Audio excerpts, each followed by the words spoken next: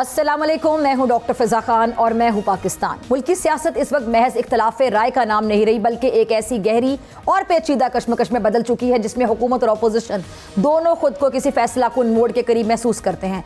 ऐसा लगता है कि जैसे रियासत का हर सतून एक दूसरे के मुकाबिल खड़ा है और ये महाज राय किसी एक वाक़ये या एक एहतजाज तक महदूद नहीं रही, बल्कि पूरा निज़ाम अपनी सम तब्दील करता दिखाई देता है। आज इंसदाद दहशतगर्दी की अदालत ने PTI रहनुमा शाह महमूद कुरैशी को 9 मई के एक मुकदमे में बरी कर दिया, जबकि दीगर 4 रहनुमाओं डॉक्टर यास्मीन राशिद, उमर सरफराज चीमा, मियां महमूद रशीद और एजाज चौधरी को 10-10 साल कैद की सजा सुना दी है। दूसरी जानिब रवां हफ्ते अडयाला जेल के बाहर जो कुछ हुआ वो अब किसी गैर मामूली वाक़ये के बजाय एक तल्ख मामूल बन चुका है। वाटर कैनन, रुकावटें, गिरफ्तारियों की धमकियां और अहले खाना से मुलाकात की बंदिश, ये सब वो मनाजिर हैं जो एक आईनी जमहूरी रियासत में सवालात को जन्म दे रहे हैं। ऐसे में बानी चेयरमैन की मुमकिना मुंतकिली की खबरें, कभी साहिवाल जेल, कभी किसी और मकाम का जिक्र, इस तासुर को मजीद मजबूत करती है कि मसला महज इंतजामी नहीं बल्कि गहरा सियासी है। हुकूमती बयानात इस कशीदगी को कम करने की बजाय अक्सर मजीद बढ़ाते दिखाई देते हैं।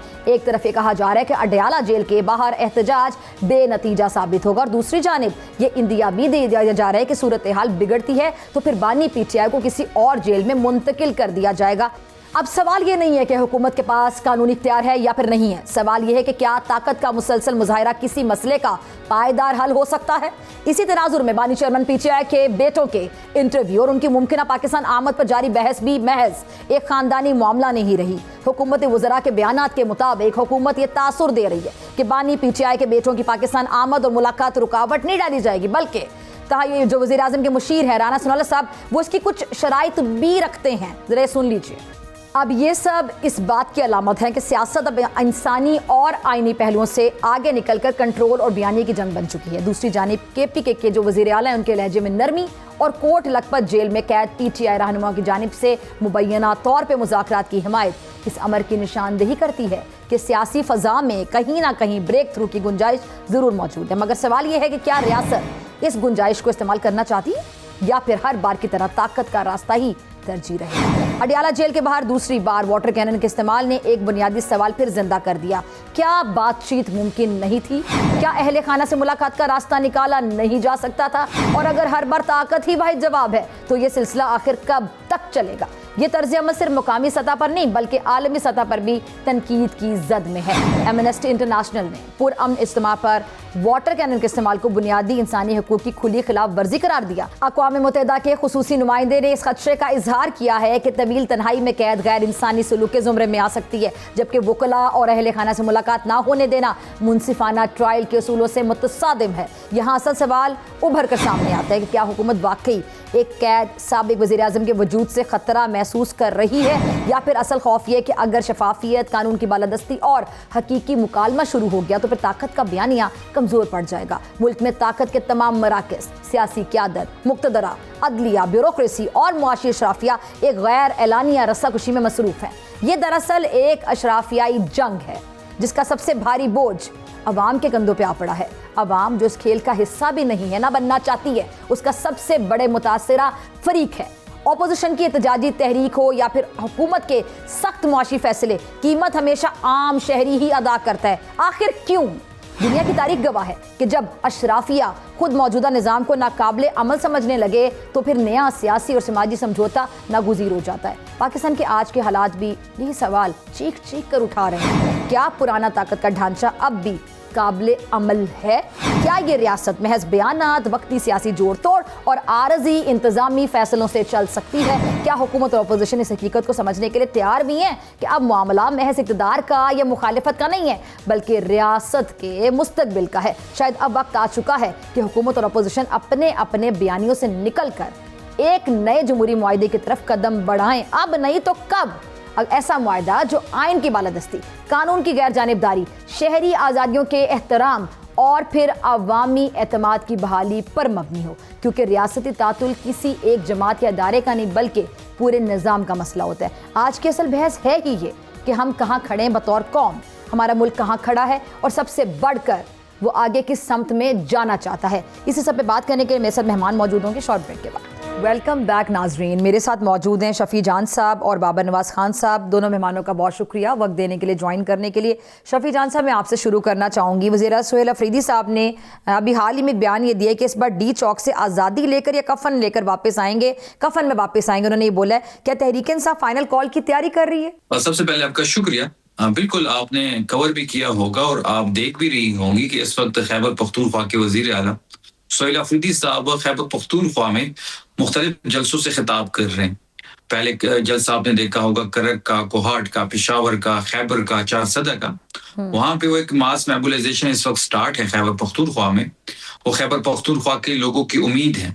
आपने कोहाट का और पेशावर का जो रिसेंटली जलसे कवर भी किए होंगे और उसमें जिस तादाद में लोग आ रहे हैं वो इस बात का सबूत है कि खैबर पख्तूनख्वा में इस वक्त जो उम्मीद की किरण है वो वज़ीर आला सुहेल अफरीदी साहब हैं। जो हमारी इंटरेक्शन हो रही है अपने वर्कर के साथ, अपने अवाम के साथ, एक पॉलिटिकल एक्टिविटी जो हम एंगेजमेंट कर रहे हैं, एक मैस मोबिलाइजेशन जो हो रही है, ये तहरीक की तैयारी है। और तहरीक की जिम्मेदारी जो है वो चकजई साहब को और अल्लामा नासिर साहब को इमरान खान साहब ने सौंपी हुई है। वो जो भी ऐलान करेंगे, जो भी प्लान देंगे, जो भी तारीख देंगे, खैबर पख्तूनख्वा से लाखों की तादाद में लोग सुहेल अफरीदी साहब की क़यादत में आएंगे। ठीक है जी। अच्छा, वैसे पहले भी दावा किया जाता रहा कि लाखों की तादाद में सब शामिल होंगे। मेरी नाकिस से समझ में ये चीज़ आती है, बाकी आप मेरी इस्लाह कर दीजिएगा, क्योंकि ज़ाहिर बात है मैं आपकी पार्टी को मैं कोई तंज या टॉन्ट नहीं करना चाह रही। अक्सर ये कहा जाता है ना कि जी हम पहले से दावे करें, लाखों लोग आ जाएंगे, समंदर उमड़ के आ जाएगा, ये हो जाएगा, वो हो जाएगा। अगर ये तादाद के दावे ना किए जाएँ तो बाद में फिर तनकीद भी उतनी नहीं होती। आप अग्री करते हैं? देखिए, इस वक्त जो खैबर पख्तूनख्वा में जलसे हो रहे हैं, मैंने पहले भी जिक्र किया, मैं दोबारा कर रहा हूँ। मेरे हल्के जो कोहाट में जलसा हुआ पिछले इतवार को, और जितने तादाद में लोग आए, ये मैं चैलेंज कर रहा हूँ कि मुस्लिम लीग नून के नवाज शरीफ इस वक्त इनके टॉप के लीडर हैं और बिलावल भुट्टो साहब पीपल्स पार्टी के हैं। वो इतनी तादाद में लोगों को जमा नहीं कर सकता जितने लोग खैबर पख्तूनख्वा में सुहेल अफरीदी साहब के लिए जमा हो रहे हैं। एक तहरीक तो देखिए ना गंडापुर साहब ने भी चलाई थी, जो पता नहीं कब इख्तिताम पजीर होनी थी। बहरहाल उनका वजारत आला का सफर जरूर इख्तिताम पजीर हो गया। अगर मुझे आप कंप्लीट करने देंगे तो आपके लिए बेहतर होगा, आप भी समझ पाएंगी और बाबर साहब भी समझ पाएंगे। जो मेरा कहने का मकसद ये था कि इमरान खान, मुझे लगा आप तड़ी लगाने पर आ गए कि अगर आप समझ पाएंगी तो बेहतर होगा। जी जी प्लीज। जी शफी, आपका अंदाज बड़ा जा रहे आना था। जी जी। अच्छा, इस वक्त इमरान खान साहब मौजूद नहीं है और इसके बावजूद जब इमरान खान साहब निकलेंगे वो जो तादाद होगी वो तो तादाद देखने वाली होगी। लेकिन इस वक्त जो तादाद सुहेल अफरीदी साहब की खिताब के लिए या उनको जो उम्मीद सुहेल अफरीदी साहब में नजर आ रही है, इतनी बड़ी तादाद ना मुस्लिम लीग नून अपनी टॉप की लीडरशिप जमा कर सकती है और ना पीपल्स पार्टी। ठीक है जी, चलें जी, आपकी तरफ आ रही हूँ मैं। बाबर नवाज साहब, उन्होंने बड़ा चैलेंज कर दिया आपको, क्या कहना चाहेंगे? वो कह रहे थे हम इतनी बड़ी तादाद लेकर आएंगे कि आप लोग उतनी तादाद कभी लेकर ही नहीं आ सकते। मैं तो सिर्फ यही कहूँगा कि अभी शो काज नोटिस दिए है मेरे भाई की पार्टी ने अपने पेशावर वाले जलसे के हवाले से। एक नाकाम पावर शो हुआ है। हरीपुर जलसा इन्होंने किया है, हवेलिया में पंडाल का जो है तो स्टेज रखा और पंडाल हरीपुर में रखा, इसके बावजूद वो नाकाम गया है। असल चीज़ जो होती है कि जैसे वो कह रहे हैं कि लीडर जब बाहर आएंगे तो उनके पीछे लोग निकलेंगे, वाकई लीडर के पीछे जो उनकी फॉलोइंग होती है वो निकलती है, ये इसमें कोई दूसरी राय नहीं है। लेकिन कंपैरिजन जब मियां नवाज शरीफ से अगर करें तो मैं जब मियां नवाज शरीफ पाकिस्तान आ रहे थे तो 4000 लोग हरीपुर से गए थे उनके इस्तकबाल के लिए, जिनका by name ID card number और फ़ोन नंबर के साथ उनका डेटा रिकॉर्ड मौजूद है। अभी कुछ दिन पहले जब हरीपुर में जलसा हुआ तो मैंने कोई लीडरशिप नहीं बुलाई, इसके बावजूद मेरा जलसा जो है इनके जलसों से कम से कम 5-6 गुना ज़्यादा बड़ा जलसा था। मैं अक्सर कहता हूँ कि ये जो हल्के की सियासत होती है, अगर कोहाट में वो जलसा था तो वो मेरे इस भाई का जलसा था, क्योंकि लोगों की उनसे उम्मीदें थी, कोई किसी ने गली बनवानी होगी, किसी ने पानी लगवाना होगा, किसी ने क्या। लेकिन जब आप मार्च करते हो या जब आप ज़्यादा टाइम के लिए टूवर्ड इस्लामाबाद जाते हो तो ये नफरी आयतें कम होती जाती है। आप कुछ पेशावर आगे पीछे मुड़ जाएंगे, कुछ मर्दान से मुड़ जाएंगे, कुछ स्वाबी से मुड़ जाएंगे, कुछ हज़ारा मोटरवे से उतर जाएंगे, और करते करते इन द एंड आके जो है तो वो चंद 100 में रह जाती है बात।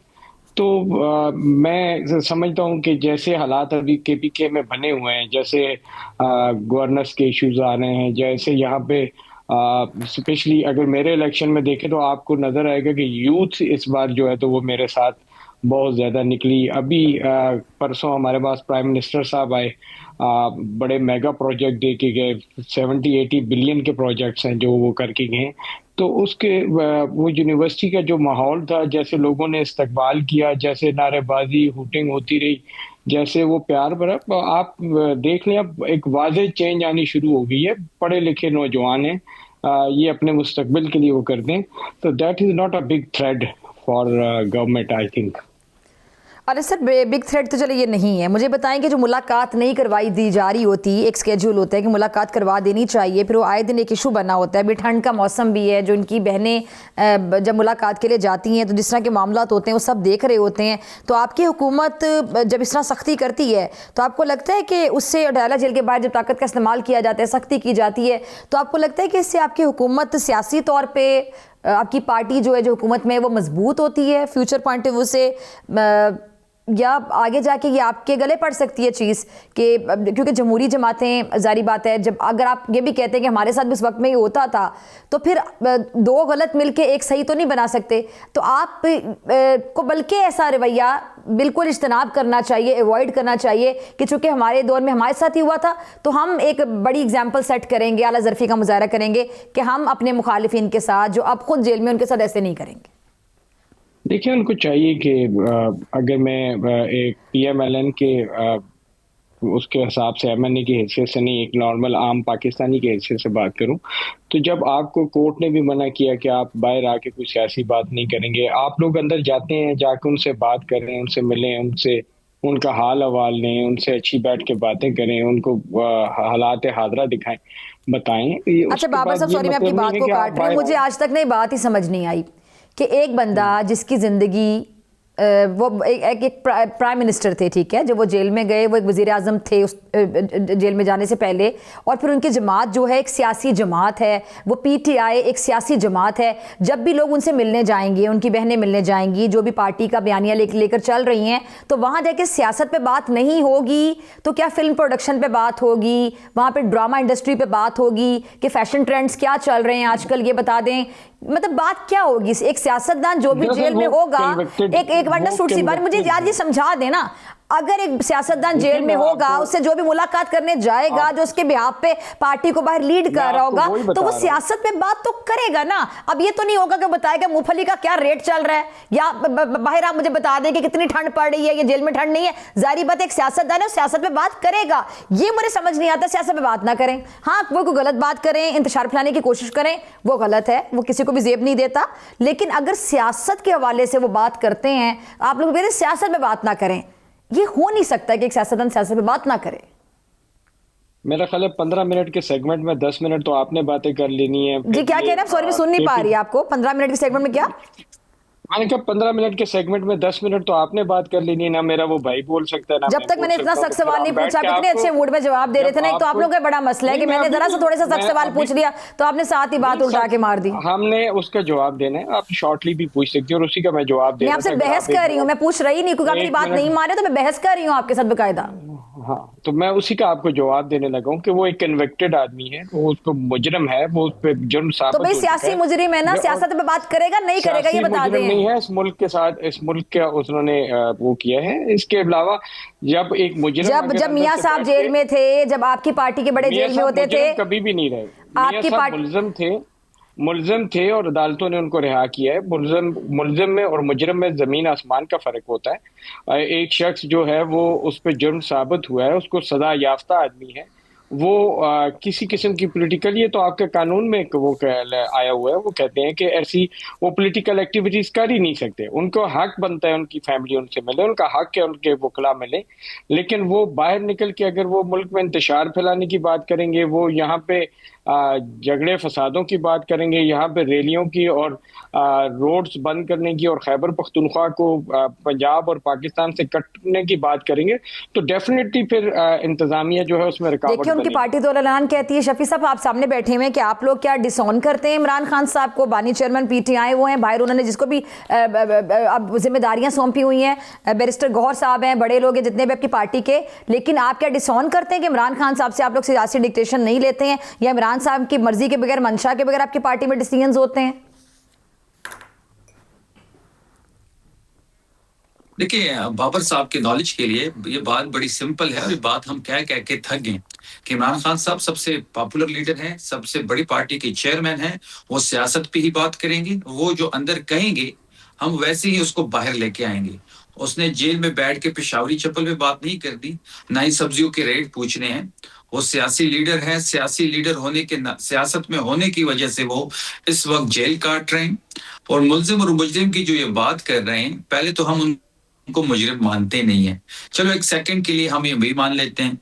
एक अदालती अहकामात मौजूद हैं, अदालत का हुक्म मौजूद है कि उसकी मुलाकात होगी अपने बहनों के साथ और वकला के साथ मंगल को, और थर्सडे को उनकी मुलाकात होगी अपनी पॉलिटिकल लीडरशिप के साथ। तो ना ये अदालती हुक्म मानते हैं, ना ये अदालती अहकामात मानते हैं, ना कानून मानते हैं, ना आईन मानते हैं। और बाबर साहब के लिए बड़ा रिस्पेक्ट, बड़े सियासी वर्कर हैं मेरी तरह। और बाबर साहब का तो वैसे भी फॉर्म 47 जो है वो इस्लामाबाद से जारी हुआ। उसके बाद इनको लगता है कि जिस तरीके से इनकी रिजल्ट जारी हुए, ये तमाम अहकामात जो अदालती होते हैं वो भी इसी तरह हवा में उड़ा दिए जाते हैं। ये तमाशा सारी कौम देख रही है और इंशाल्लाह आप देखेंगे कि इमरान खान साहब ने बाहर आना है और इस मुल्क का वज़ीर आज़म बनना है। इमरान खान साहब का जो भी बयानिया है वो पाकिस्तान तहरीक इंसाफ का हर वर्कर उसको ऑन करता है। वो जो भी बयान देंगे हम उसको ऑन करते हैं और हम ये मेक श्योर कराएंगे कि अंदर जेल के अंदर वो जो भी सियासी गुफ्तगू करेंगे, क्योंकि लाखों और करोड़ों लोग जो हैं वो जुमेरात और मंगल के दिन उनकी नजरें अडियाला जेल की तरफ होती है। पाकिस्तान की सियासत आज भी अडियाला जेल के इर्द गिर्द फिर रही है, आज भी centre of gravity Imran Khan है। जी बाबर नवाज साहब, तो मैं ये बात कर रहा था कि जो जिस तरीके से आप कह रहे हो नवाज शरीफ साहब के केस में और इस केस में जमीन आसमान का फर्क है। अब वो मुल्जिम थे जो उन्होंने फेस किया। मेरा सवाल बेसिकली दोनों के केसेस के फर्क का नहीं था, मैं पूछना ये चाह रही थी कि आप मेरा छोटा सा बाबर साहब जरा एक सवाल अगर आप समझ लेंगे ना, कहते हैं कि जब आप सवाल को समझ लेते हैं तो आधा जवाब सवाल को समझने में होता है। सवाल मेरा बेसिकली ये था कि जो भी बंदा सियासतदान है और वो सियासत करते करते जेल में गया, तो जब उसकी पार्टी उसे मिलने जाएगी या जो भी उसे मिलने जाएगा तो सियासत पे बात तो होगी। ये कैसे हो सकता है सियासत में बात ना हो? हाँ, अब ये सवाल, ये बहस ज़रूर की जा सकती है कि वहाँ से कोई इंतशारी किस्म के मशवरे दिए जाते हैं कि बाहर जाएं और आग लगा दें, इंतशार फैला दें। वो बिल्कुल गलत है, उसकी इजाज़त उनको नहीं होनी चाहिए। लेकिन उनकी पार्टी उनसे बात करेगी, उनकी पार्टी उनसे मशवरे लेती है, बल्कि इनका कहने को डिक्टेशन लेते हैं उनसे। आज भी बानी चेयरमैन पीटीआई से डिक्टेशन ली जाती है। उन्होंने 9 मई को डिक्टेशन ली है, उन्होंने 26 नवंबर को डिक्टेशन ली है। क्या हुआ इस मुल्क में आपने देखा नहीं? आपके सामने हमारी फौजी तनसीबात पे हमले किए गए, हमारे 1965 की जो यादगारें हैं उनको गिरा दिया गया, हमारे शहादा के जो मुजस्मे हैं उनको गिरा दिया गया, हमारे कायदे आज़म की जो वहाँ पे रिहाइश गाह है उसको तबाह बर्बाद कर दिया गया। जब यहाँ पे जंग छिड़ी, जब पूरा पाकिस्तान यकजहती का मुजाहरा कर रहा था, उस वक्त बानी पीटीआई की बहन कह रही थी ये मोदी और नवाज शरीफ का गठजोड़ है, ये सिर्फ एक गेम कर रहे हैं और ये जो है तो कल को इसका कोई रिजल्ट नहीं निकलना। ये तो अल्लाह ने हम पे फजल किया, अल्हम्दुलिल्लाह हमने 7 राफेल गिरा दिए, हमने अल्हम्दुलिल्लाह हमें ऐसी क़यादत मिली, सियासी क़यादत भी मियां शहबाज शरीफ की शक्ल में और फील्ड मार्शल आसिम मुनीर की शक्ल में हमें वो क़यादत मिली कि जिन्होंने उनको लोहे के चने साबित हुए। लोग तो ये इनकी पार्टी के लोग, ये मेरे मद्दे मुकाबिल जो था और उसने आपके सामने आके एज अपोजिशन लीडर पूरी दुनिया को ये पैगाम नहीं दिया कि हमारे पास तो टैंकों में तेल तक नहीं है, हमारे पास गोला बारूद नहीं है। इन्होंने तो मौका फराम किया कि वो किसी तरीके से इस मुल्क पे हमला करें। आज ये जिस वक्त ऐसी बात करते हैं तो ये हंसी की बात इनके लिए बनती है कि एक तरफ से आप इस मुल्क के एंटी चल रहे हो, आज दहशतगर्दी के खिलाफ जंग हो रही है, ये उस जंग को रोकने की बातें कर रहे हैं, ये उस ऑपरेशन की मुखालफत कर रहे हैं कि आज हमारे 80,000 से ज्यादा लोगों ने शहादतें दी हैं, इस मुल्क के लिए कुर्बानी दी है, इनको उसका एहसास बिल्कुल भी नहीं है। आज 4 करोड़ की आबादी पे ये लोग बैठे हुए हैं जहाँ पे हुक्मरानी कर रहे हैं। चले शफी साहब, शफी जान साहब, आपका लास्ट कमेंट। جی بالکل، بابر صاحب نے جس گورننس کی بات کی تو بابر صاحب کو انٹرنیشنل ٹرانسپیرنسی کی رپورٹ پڑھنی چاہیے، بابر صاحب کو IMF کی رپورٹ پڑھنی چاہیے۔ 5300 ارب ان کی حکومت نے 2 سال میں کرپشن کی۔ ٹرانسپیرنسی رپورٹ میں سب سے کرپٹ ادارہ پنجاب پولیس ہے، سب سے زیادہ کرپشن 46% سندھ میں ہو رہی ہے، 39% پنجاب میں ہے۔ تو یہ کون سی گورننس کی بات کر رہے ہیں؟ گورننس کی وجہ سے اگر یہ گورنر راج کی بات کرتے ہیں تو پھر گورنر راج تو پنجاب اور سندھ میں لگنا چاہیے۔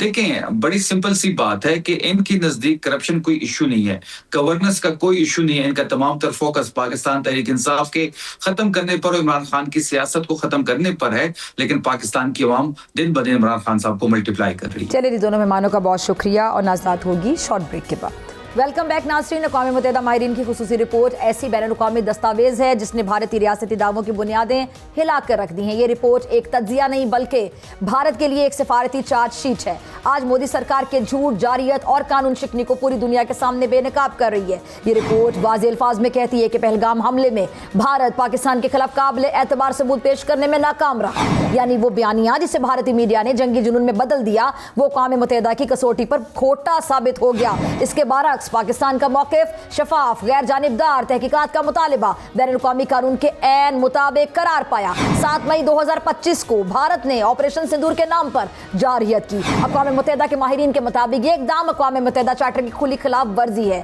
بھارت نے نہ سلامتی کونسل کو بروقت آگاہ کیا، نہ آرٹیکل 51 کے تقاضے پورے کیے اور نہ ہی یہ ثابت کر سکا کہ اسے خود دفاع کا حق حاصل تھا۔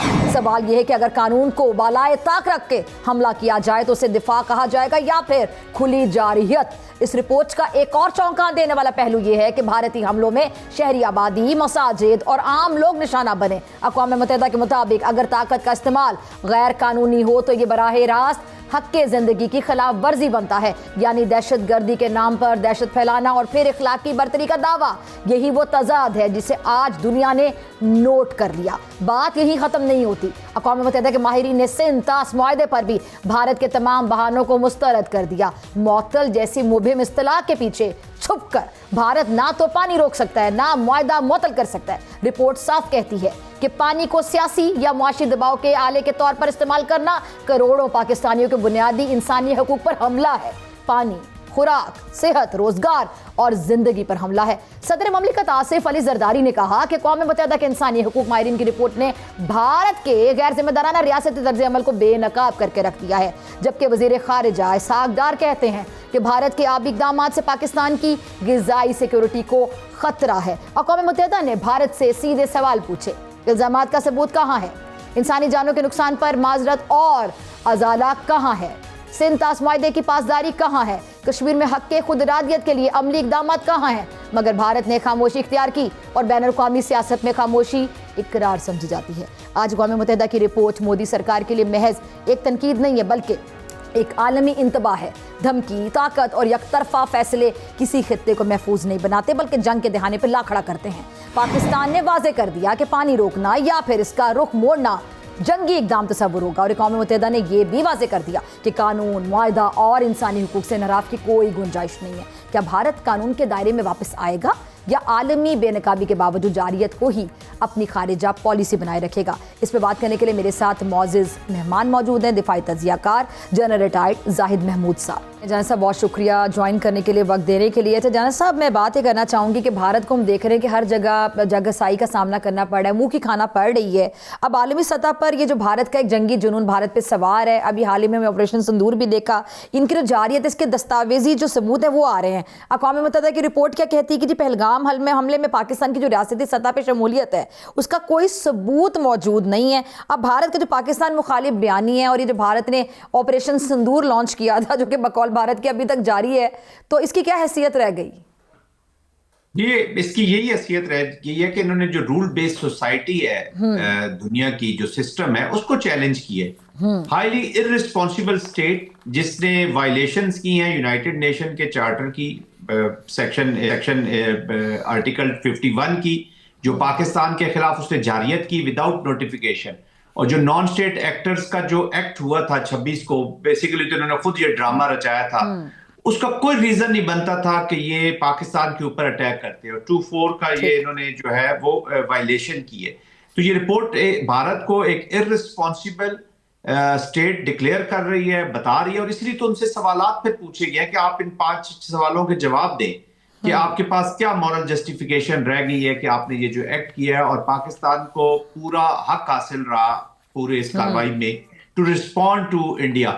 تو یہ اس کی حیثیت یہی رہ گئی ہے جی کہ ایک اس نے چیلنج کیا رول بیس سوسائٹی کو، اس نے اپنا ہیجمونک ڈیزائن سامنے لایا، اپنا ہندوتوا کا ڈیزائن سامنے لایا، اور فیکٹر آف انسٹیبلٹی کے طور پر سامنے ہے. جبکہ پاکستان نے جو بھی کیا ہے وہ جو انٹرنیشنل لیگل فریم ورک ہے اس کے اندر رہتے ہوئے کاروائی کی ہے. اور پھر ہر چیز جو پاکستان کہہ رہا تھا، جو actually on ground what all happened, کہ انہوں نے کیسے سیولینز کو ٹارگٹ کیا، کیا مقاصد تھے ان کے، کوئی جسٹیفیکیشن نہیں ہے. ہائیلی امورل ایکٹ کیا ہے. But this is what this new Bharat is. وہ اپنے آپ کے جب ایکسپینشنسٹ ہیجمونک سیفرنائزڈ قسم کے آپ کے اہداف ہوں گے تو آپ اسی طرح کا بیہیویئر رکھیں گے جس طریقے کا آپ نے رکھا. اور الحمدللہ آج آپ دیکھ رہے ہیں کہ اتنی ان کی سبکی ہوئی ہے کہ ایون میں نے جے شنکر کو 1-2 دن پہلے انٹرویو میں دیکھ رہا تھا، شیپشلی وہ اس انٹرویو میں بیٹھے ہوئے جوابات دے رہے تھے. وہی جے شنکر جو اس سے پہلے اتنا ہیوبرس ہوتا تھا کہ وہ چلتے ہوئے بھی نظر آتا تھا کہ اس کے اندر ایک گھمنڈ،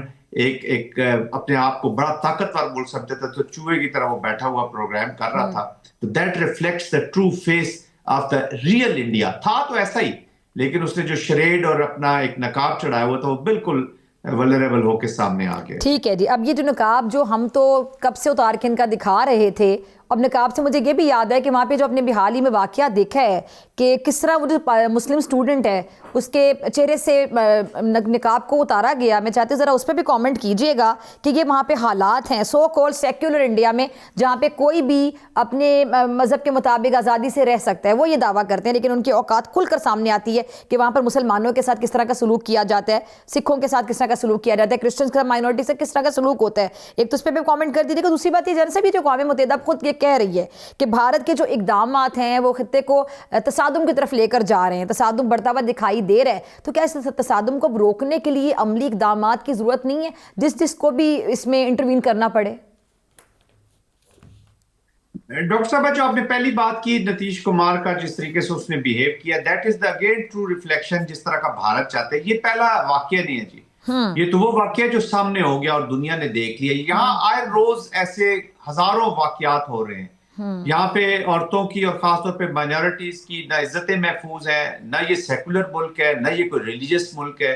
عجیب سے ایک اس نے ہندوتوا سے لترا ہوا اس کی اپروچ ہے. اس سے پہلے جو کشمیری خواتین کے بارے میں کچھ عرصہ پہلے وہ ریمارکس ہم سکرینز پہ اور ٹی وی پہ بول بھی نہیں سکتے جی، کہ وہ اتنے شرمندگی سے بھرے ہوئے اور اتنے غلاظت سے بھرے ہوئے مینٹیلٹی ہے. And this is the true mentality. آپ ان کی موویز میں دیکھ لیں جس طریقے سے انڈرمائن کیا گیا ریلیجن کو، خاص طور پہ مسلمانوں کو، اور خاص طور پہ جو مسلمان خاتون کو پورٹری کیا جاتا ہے کہ ایز اف یہ ایکچولی ان کی ذہنی پستی اور گراوٹ کا ایک ثبوت ہے جی. اور یہ دس از دا ریئل انڈیا آلسو. یہ بھی میں آپ کو بتا رہا ہوں، دس از ناٹ کوئی انہونی چیز سامنے نہیں آئی ہے، باقی دنیا نے ابھی دیکھا ہے. باقی تو اندر سے یہی حال ہوا ہے. تو یہ ہندوتوا سے لترا ہوا ہے ود ان انڈیا. جو انہوں نے اینیمیٹی ہے وہ مائنورٹیز کے ساتھ ہے، اور خاص طور پہ جو ہیٹ ہے وہ لا الہ الا اللہ محمد رسول اللہ کے ساتھ ہے، چاہے وہ ود ان انڈیا ہو یا ود آؤٹ انڈیا ہو. 547 کا ایوان ہے. Only 27 مسلم parliamentarians are there, none from Bharatiya Janata Party. Sangh Parivar سے کوئی ایک مسلمان وہاں پہ ممبر پارلیمنٹ نہیں ہے. تو آپ اسی چیز سے اندازہ لگا لیں کہ مسلمانوں کو وہ کتنی اہمیت دیتے ہیں. باقی جو آپ نے بات کی ہے کہ جی پاکستان میں دیکھیں بھارت انڈو تو کرتا رہے گا ڈاکٹر صاحبہ، بھارت کوشش کرتا رہے گا، ایگزسٹینشل تھریٹ بھی رہے گا. انٹرنیشنل کمیونٹی کا بھی اپروچ اپنے انٹرسٹ کے مطابق ہوگی. یس، پاکستان نے اسٹرانگ ڈپلومیسی کرنی ہے، پاکستان نے پالیٹکس کرنی ہے پوری دنیا کو. اب یہ جو چیزیں آئی ہیں یہ پاکستان کی رپورٹس نہیں ہیں، یہ یونائٹڈ نیشنز کی رپورٹ ہے. 5 آئیز کی آپ رپورٹ اٹھا لیں جب گرونت سنگھ سوری میں کو انٹرپٹ کر رہی ہوں جان صاحب، رپورٹس تو ہیں لیکن رپورٹس تو آپ دیکھیں کشمیر کے معاملے پر بھی تھیں. آپ نے ابھی کشمیر کا ذکر کیا تو اقوام متحدہ کا ایک نمائندہ پھوٹ پھوٹ کے رونے لگا تھا، اور یہ کچھ سال پرانی رپورٹ ہے، بلکہ کافی سال ہو گئے اس کو. اور وہ رپورٹ پڑھتے ہوئے کس بات پہ روئے کہ جی کشمیر میں جو عصمت دری کے واقعات پیش آتے ہیں ان میں جو خواتین کی ایج ہے، منیمم ایج جو اس نے بتائی اس نمبر کو بھی پڑھ کے رونے لگا، اور میکسیمم ایج جن کا ریپ کیا جاتا جاتا ہے انڈین فوج, انڈین سینا کی طرف سے. اس عورت کی ایج اس نے بتائی کہ 80 سال تھی, اور وہ نمائندہ یونائٹڈ نیشن کا یہ رپورٹ پڑھتا ہوا وہاں پہ پھوٹ پھوٹ کے رونے لگا. رپورٹیں تو وہاں پر ہیں, کشمیر میں ظلم کے حوالے سے ہیں, دہشت گردی کی وارداتیں جس طرح یہ کرواتے ہیں, جس طرح یہ فالس فلیگ آپریشن کرواتے ہیں دوسرے ممالک میں, جس طرح سکھ رہنما جو ہیں جو کہ تحریک کر رہے ہیں وہاں پہ خالصتان کے لیے, ان کے مرڈر کے لیے جس طرح یہ وہاں اپنے بندے لانچ کرتے ہیں, اور اب بری طرح سے ایکسپوز ہو گئے ہیں. لیکن ان رپورٹوں سے آگے بڑھیں گے یہ ادارے جو ہیں؟ ان اداروں سے میں یہ اسی طرف ڈاکٹر صاحب میں بات کو لے جا رہا تھا کہ یس ادارے تو اپنا کام کریں گے نہیں کریں گے, ہمیں ڈیپینڈنٹ نہیں ہونا چاہیے. ہم نے اپنی ڈیٹرنس اور اپنے جو آبجیکٹیوز ہیں جی خود اچیو کرنے. we'll have to create an environment, اور ہارڈ وے ہے but we will have to adopt it. کیسے فار ایگزامپل اب ہمیں کیا کرنا ہے؟ دیکھیں ابھی میں آپ کو بتا رہا ہوں کہ ایک تو میں نے بتایا نا جو Pakistan is one of the country جو انٹرنیشنل رول بیسڈ سوسائٹیز میں بلیو کرتا ہے. ہم نے ان اداروں سے باہر نکل کے, میں یہ نہیں کہہ رہا کہ ہم نے کچھ کرنا ہے, بٹ ایٹ لیسٹ جو ہمارا رسپانس ہے, جیسے ابھی پہلگام انہوں نے کریٹ کیا اور پاکستان کا جب رسپانس گیا تو اس کے بعد آپ دیکھ رہے ہیں کہ پوری دنیا آپ کے ساتھ کھڑی ہوئی ہے. یہ پوری دنیا آپ کو تب مان رہی ہے جب آپ نے اپنی طاقت شو کی ہے. آپ نے شو کیا ہے کہ Pakistan is a meaningful country in all domains. اب یہ چیز ہم نے اپنی ڈپلومیسی میں, اپنی پالیٹکس میں بھی لے کر جانی ہے تاکہ ہم میننگ فل ہو جائے. اس کے لیے سب سے پہلی بات تو یہ کہ ہم نے اپنے آپ کو ایز اے نیشن تیار کرنا ہے جی, economically, socially, politically and militarily strong کرنا ہے تاکہ ہم اپنی ڈیٹرنس کو مینٹین رکھ سکیں. یہ آزادی جو ہے نا جی, یہ بہت آسان چیز نہیں ہوتی کہ آپ کو مفت میں پلیٹ میں رکھ کے کوئی دے دے. یہ کبھی کبھی چھیننی پڑتی ہے ڈاکٹر صاحبہ. ہمیں اس تیاری حالت میں رہنا ہوگا.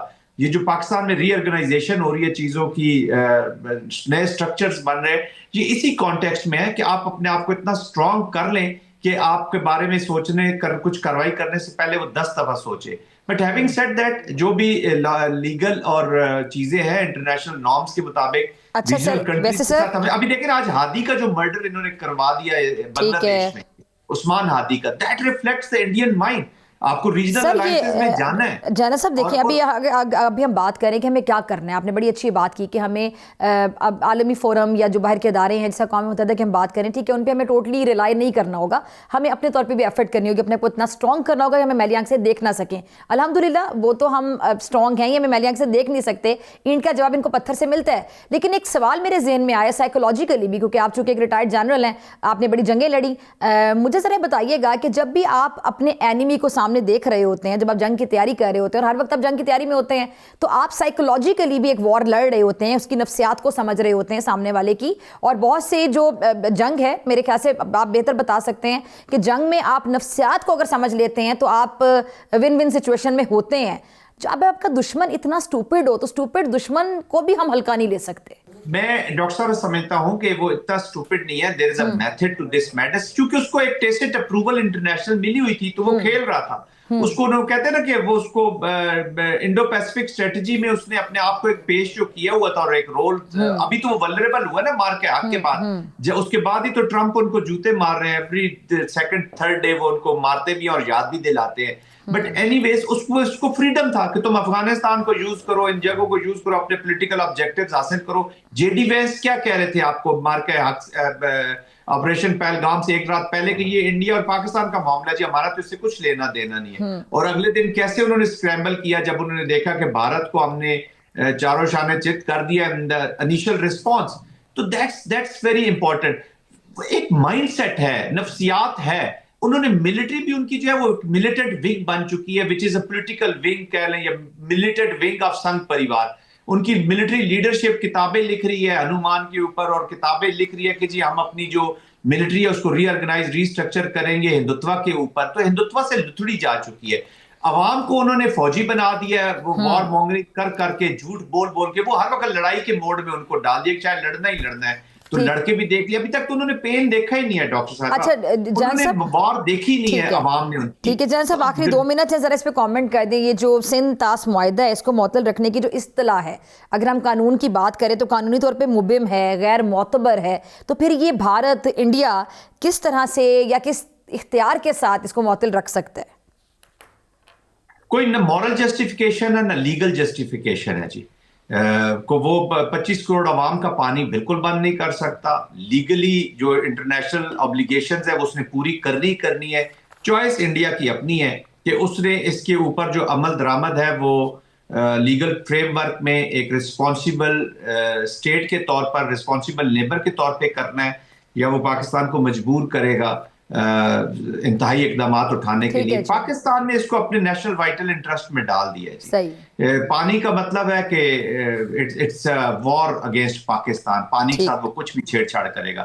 جب نیشنل وائٹل انٹرسٹ بن گیا تو Pakistan has all the rights to use all available means at the disposable of the state کہ وہ اس کو کس طریقے سے اپنے انٹرسٹ کو. چلیں جان صاحب، بہت شکریہ آپ کے قیمتی وقت کے لیے. ناظرین اسی کے ساتھ مجھے دیجیے اجازت، آپ سے ملاقات ہوگی انشاءاللہ کل سیم ٹائم سیم چینل. اگر زندگی نے وفا کی، دعاؤں میں یاد رکھیے گا، اپنے پیاروں کا بہت خیال رکھیے گا. اللہ نگہبان.